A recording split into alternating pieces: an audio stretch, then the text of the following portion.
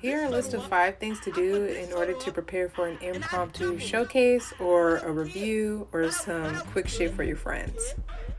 Number one, you're going to want to decide which works you would like to showcase. So if you made 20 works and you'd like to show all 20, show 20. But if you made 20 works and you only want to show about 5, decide how you're going to curate the exhibition. Which works are going to be in conversation with one another? How are they going to be in conversation with one another? And what order are you going to put them in?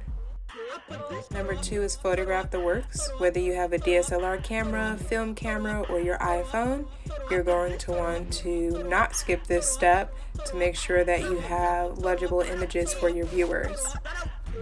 After photographing your works, you're going to want to create a checklist. A checklist is essentially the title of the show, your name, perhaps the statement, and then an image of each artwork, their mediums, dimensions, and year created. Number 4, spaz out and create a flyer. Something dope, something that lends to the show, showcase, or the artworks.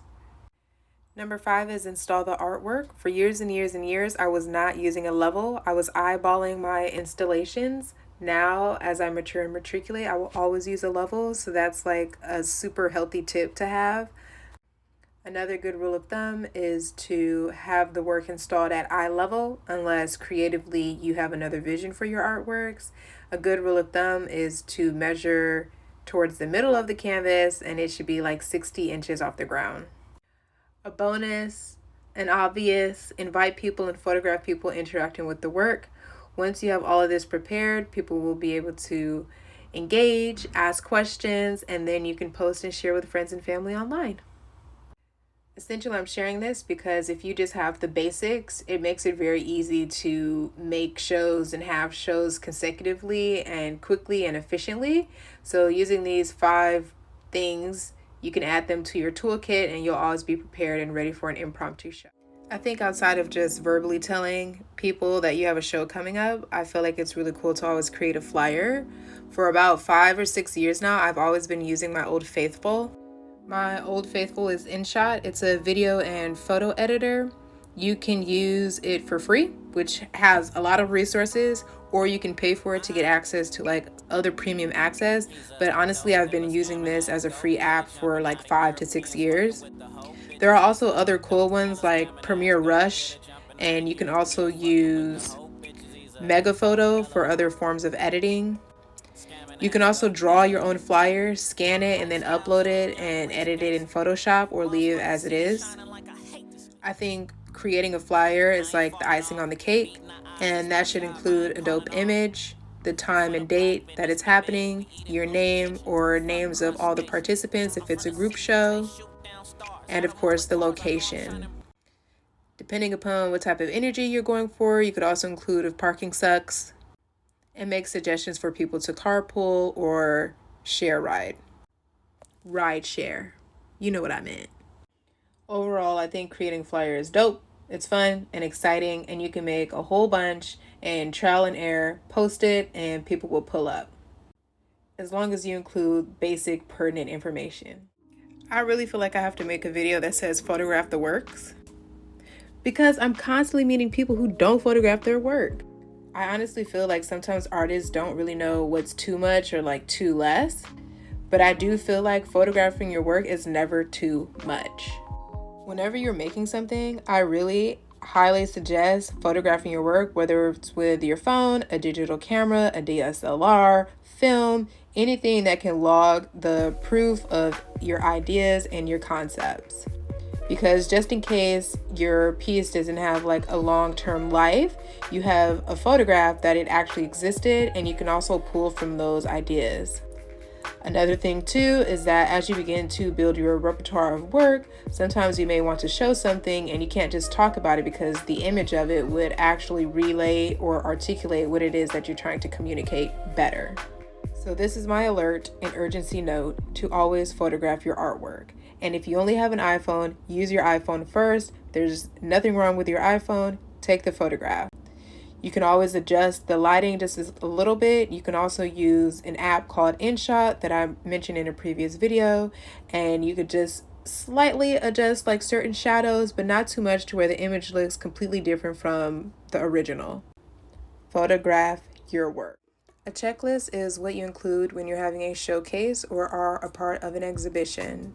It includes an image of the artwork, the title, the medium, and dimensions, and the year created.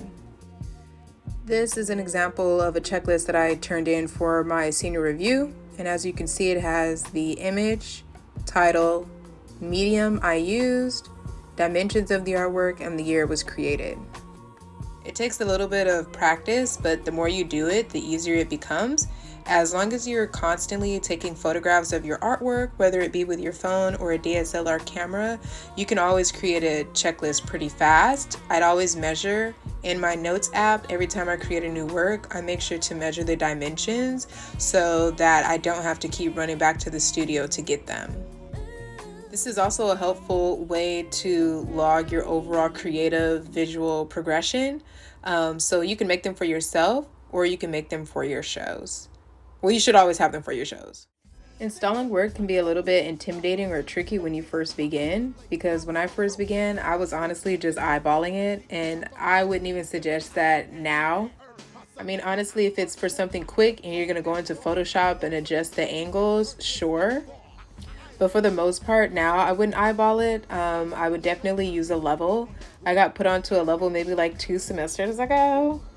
So this is a measuring level, and essentially you can put it on top of your artwork or on the side of your artwork, and it ensures that it's straight and not crooked. And what you do is that you put it on top and you adjust either the left or the right side, either by lifting it up or lifting it down. And you want to make sure that little bubble that's in the middle is in the middle. If it's off kilter to the left or the right, that means that you need adjust. Ding. Another rule of thumb, if people will be standing viewing your artwork, is to measure from the center about 60 to 66 inches off the ground. So if you look at this example of artworks, the center of the artwork is measured to be 60 to 66 inches off the ground.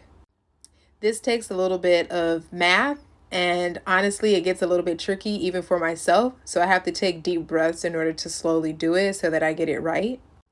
What you do is you measure what is halfway from your artwork. So if you have like a 40 by 40 inch square foot canvas, you measure half of that, which is 20.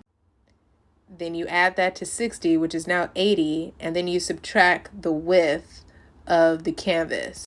So like usually the canvas in the back has like 1.5 to like 2 inches, and you subtract that, and that will make sure that the artwork is at eye level. Hopefully that math is right. Don't come for me in the comments, but if it's not correct, I will definitely make another video doing some math. This takes a little bit of time and patience, and it's definitely quite a learning curve, especially if the artworks are larger and the artworks are not just flat 40, 20, 30, 50, but start getting in like to quarters and half inches. For the most part, if you find some people to help you, you can definitely get this done. And yeah, happy hanging. That sounded a little bit dark, but y'all know what I mean.